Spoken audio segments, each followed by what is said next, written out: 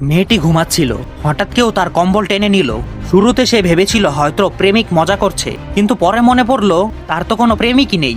সে উঠতে যাচ্ছিল দেখতে যে কি হচ্ছে, আর চুল চেপে ধরে মাথা বিছানায় ঠেসে দিল।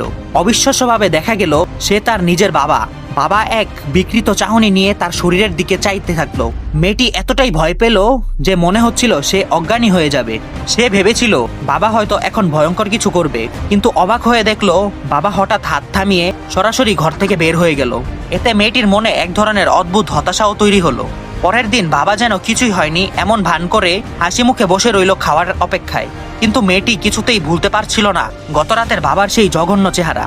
সে বাবার দিকে বিরক্তি ভরে তাকালো, এমনকি খাওয়াও বন্ধ করে দিল। ঠিক তখনই মা এক হাঁড়ি ভাত এনে জোরে ধাক্কা দিয়ে টেবিলের উপর রাখলো। তারপর যেন 8 বছর না খাওয়া মানুষ হাতে খাবার চেপে ধরে মুখে গুজে খেতে লাগলো। কিন্তু ছেলে এক চামচ খেয়েই সরাসরি খাবার উপড়ে ফেললো। এই আচরণে মা ভীষণ রেগে গেল, সরাসরি টেবিলের সব খাবার মাটিতে ছুঁড়ে ফেললো। সবাই যে মাকে সবসময় কোমল দেখেছে তার এই হঠাৎ উন্মাদ হওয়া আচরণ মুহূর্তেই ভয়ে জমে গেল। এমনকি কেউ জোরে নিঃশ্বাসও নিতে সাহস পেল না।